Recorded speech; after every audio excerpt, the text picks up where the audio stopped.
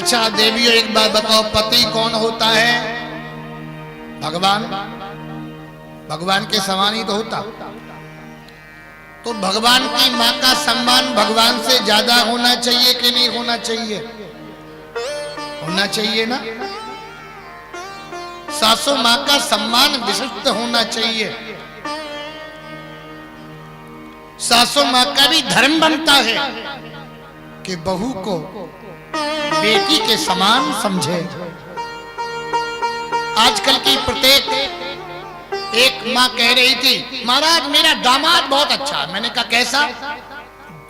चाहे रात में 12 बजे कह दे तो 12 बजे बिटिया को लेके आ जाएगा, इसलिए अच्छा है।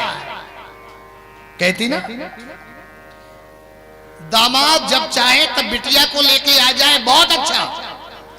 और तुम्हारा बेटा तुम्हारी बहू को लेके चला जाए, सुनता ही नहीं है, ससुराले को दौड़ता रहता है। अरे वो भी तो किसी का दामाद है ना, वो भी तो किसी की बेटी है ना। तुम्हारा दामाद लेके आए तो बड़ी खुश, और दूसरे का दामाद तुम्हारा बेटा लेके जाए तो मुंह फुलाए बैठी। अच्छी सोच रखो। पहले की माताएं गाती थी, घर ही को मंदिर बनाऊंगी, ये बाहर कहीं नहीं जाऊंगी। ससुर को दशरथ, सासों को कौशल्या बनाऊंगी, बाहर कहीं नहीं जाऊंगी। जिनके घर में ऐसा वातावरण होता, उनका घर मंदिर जैसा होता, उनके घर तीर्थ जैसा होता। इसलिए व्यवहार अच्छा रखो, स्वभाव अच्छा रखो। कितना सा जीवन है। संसार में अच्छे भी लोग होते, बुरे भी लोग होते हैं, पर हमें बुरे नहीं बनना, हमें अच्छा बनना है। ए सूरत ते कीरत भली, बिन पंखन उड़ जात, सूरत तो जर जात है, कीरत ही रह जा। अब ये इतना बड़ा आश्रम भिंडी बाबा ने बनाया, आज ये है, क्या जिंदगी भर रहेंगे? जिंदगी भर कोई रहता ही नहीं, ये क्या रहेंगे? हम सबको यहाँ से जाना है, लेकिन जीवन भर अगर कोई चीज रहती है तो वो रहती है कीर्ति, जो शरीर के न रहने के बाद भी कीर्ति लहलहाती रहती है। इसलिए सूरत ते कीरत भली,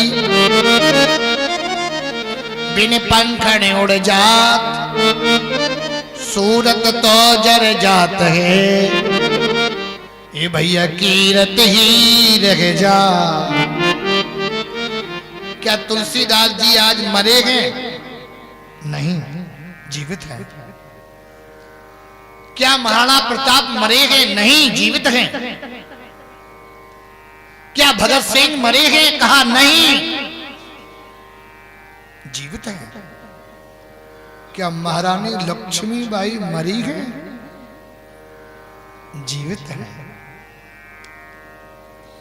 कीर्तिवान होना चाहिए व्यक्ति को, जिसकी कीर्ति होती है, मरने के बाद भी वो व्यक्ति जीवित रहता है।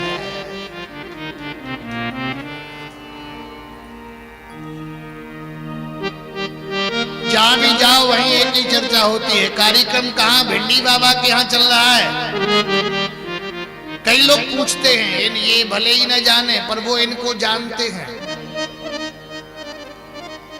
जिसका इनके द्वारा काम होता है, इनके द्वारा मंगल होता है, इनकी कृपा से उसकी संसद चल जाती है। बोलो भगवान मानता कि नहीं मानता?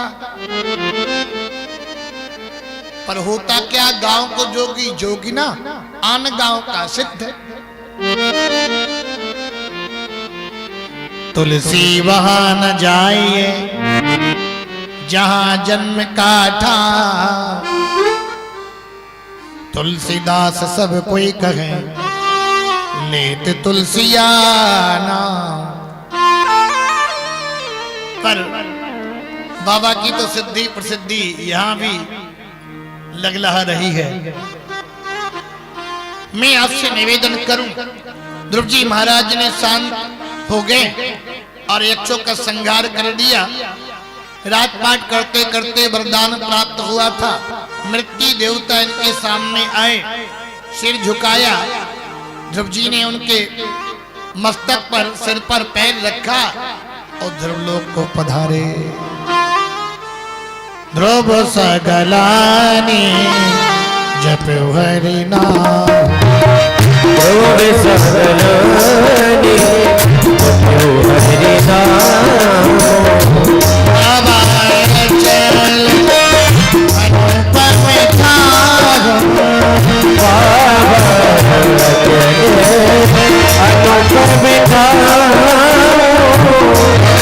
सगलानी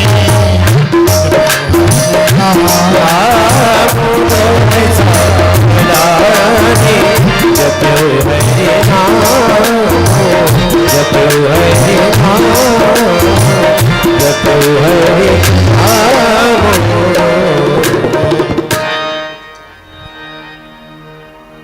तो ध्रुव जी के मन में कामना थी, लेकिन प्रहलाद के मन में कोई कामना नहीं।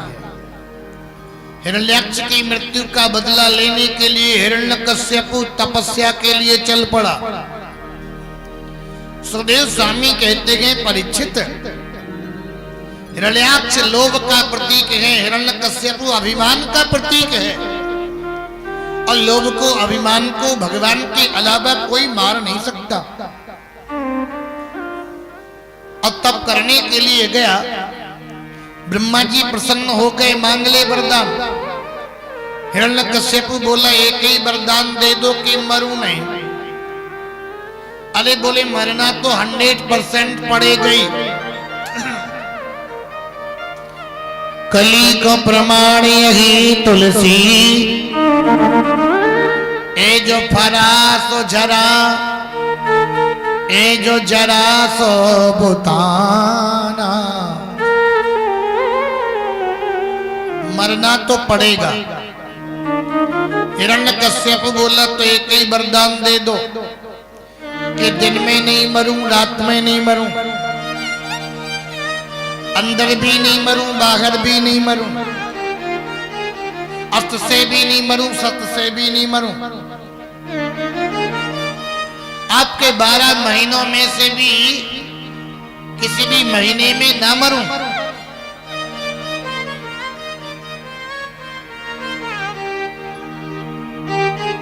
बाबा बड़े मस्त रहते हैं,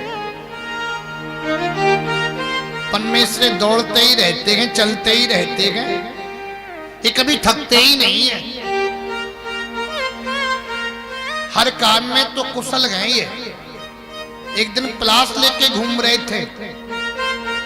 मैंने कहा, बाबा पहले अगले जन्म में मिस्त्री थे क्या? अरे बोले, अगले जन्म में नहीं, यही जन्म में सब जानते हैं। हाँ, हम तो केवल कथा ही कह पाते हैं, कथा के अलावा कोई काम ही की नहीं है। बोलो जय श्री कृष्ण।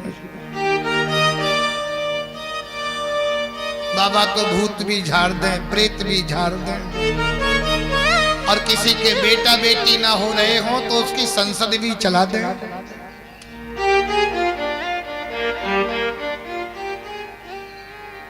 हिरण्यकश्यप बोला, मैं मरूं नहीं, अंदर नहीं मरूं, बाहर नहीं मरूं, अस्त्र से नहीं मरूं, शस्त्र से नहीं मरूं, नर से नहीं मरूं, नारी से नहीं मरूं।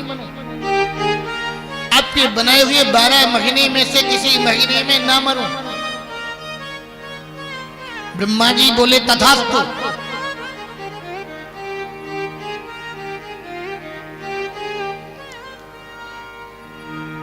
पर इन्हें क्या मालूम कि कानून बनने से पहले काटने का कानून पहले बन जाता।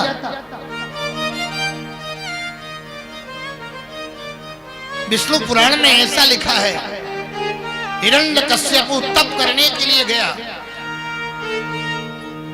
और जैसे ही तप करने के लिए बैठा, एक तोता आ गया और तोता कहने लगा नारायण नारायण। हिरण्यकश्यप की समाधि टूट गई, घर चला गया। और जैसे ही घर पर गया, हिरण्यकश्यप की धर्मपत्नी का नाम क्या था? क्या? मायावती? कयाधु। हाँ, क्या बात है, तालियां बजा, कितने अच्छे श्रोता है। इसीलिए ही तो बाबा ने हमसे कहा था कि थोड़ा कथा होश में ही बोलना। हाँ, मैंने कहा बाबा मैं होश में ही बोलूंगा, और अपने चेलों से पूछ लेना समझ में आ रही कि नहीं आ रही। हिरण्यकश्यप की पत्नी का नाम है माता कयाधु। कयाधु ने पूछा तप करने के लिए गए थे, बीच में कैसे आ गए?